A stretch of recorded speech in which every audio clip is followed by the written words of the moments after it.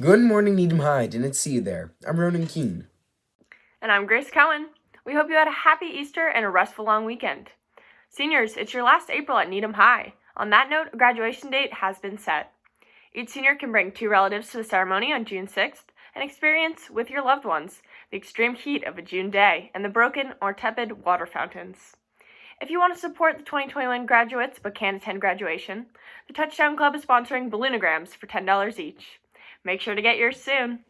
Enjoy writing? Danny V has the scoop on the writing club. Take it away, Danny.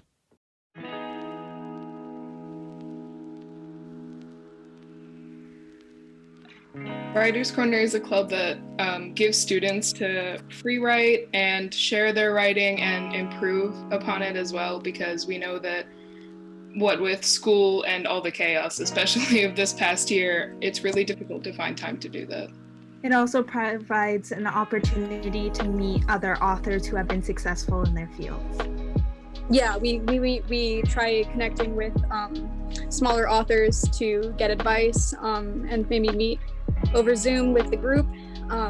Mostly Writers Corner is just a place where we can give teen writers a chance to come together and just have a place to write and have a place where we can suggest things to each other and be like, oh, I really encourage each other, really, because that was a space, or that was something that we never had, so we want to be able to give it to other people. Do you guys share your writings between each other? Mm-hmm. Yeah, it's on an optional basis though, so that if you're not comfortable, you don't have to. That's usually how we start our meetings, is anybody have something they've been working on that they might want edited or something.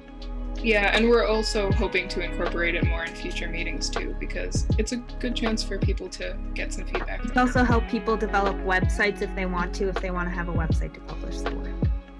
A lot of just learning and helping each other to create an online presence and to create an identity as an artist is kind of a big thing. We do all forms of creative writing, so whatever you're interested, we're willing to work with.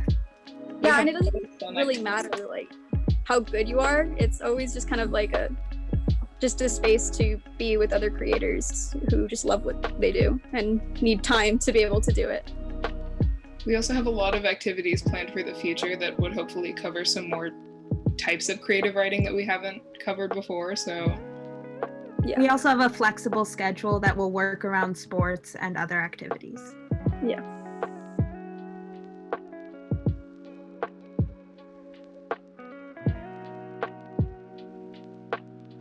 Thanks, Danny. Sounds great. Now let's go to Elizabeth for sports.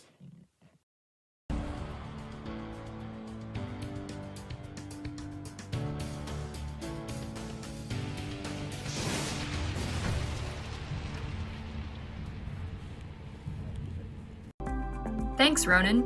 Rockets are flying through this Fall 2 season.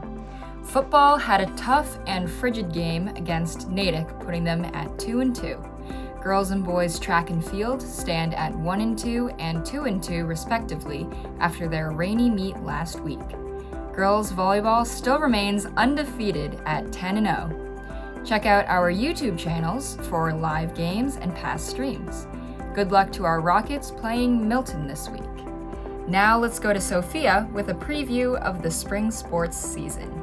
The NHS Fall 2 sports season is coming to a close this month, and the spring season athletics will begin on Monday, April 26th. Woohoo! There's a huge variety of sports to choose from this spring. Be sure to register by the 21st of April, including, and get ready for this awesome list: boys and girls lacrosse, boys and girls outdoor track and field, boys and girls tennis, boys and girls rugby, boys and girls ultimate frisbee, softball, baseball, boys volleyball, girls golf, varsity dance, varsity cheer, unified sports, which starts on April 5th, club fencing, co-ed club sailing, wrestling, and finally, club dance. There are so many options and so many opportunities to try new sports this year. I was thinking of trying out rugby myself. Also, for those of you who are upset about missing out on tournaments last year, get excited because for most varsity sports, there will be a postseason tournament to compete in. Spring sports will most likely have the same rules set up regarding staying safe from COVID-19, including mask guidelines, but be sure to check in with coaches about that. All of this is still subject to change, and keep an eye out for more information from Mr. Lee and from your coaches as the season continues to approach. Thanks, Sophia. That's all for this week, and as always, stay fly, Rockets. Thanks, Elizabeth. As the select board race heats up, let's go to Danny L. to hear about the candidate, Maurice Handel. Take it away, Danny.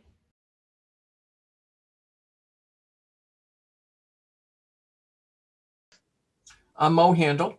I live at 3 Rosemary Street in Needham, Massachusetts. I'm currently the chair of the Needham Select Board, which was previously the Needham Board of Selectmen, and I was instrumental in getting that name changed.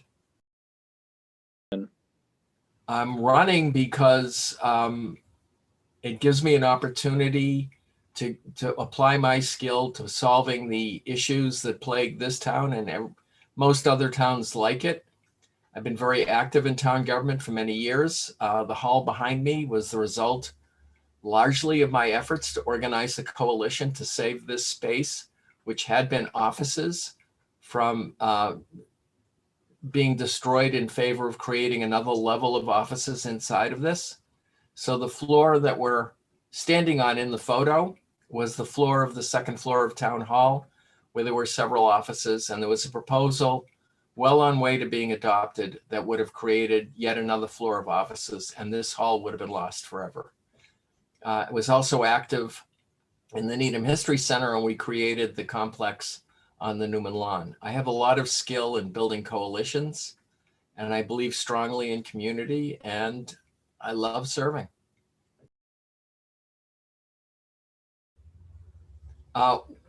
The first goal is to come out of this pandemic with as much of our economic base intact as possible. Right now, we're working hard to save the businesses and the restaurants. We've been pretty successful with the restaurants. You'll notice that people are eating outdoors now.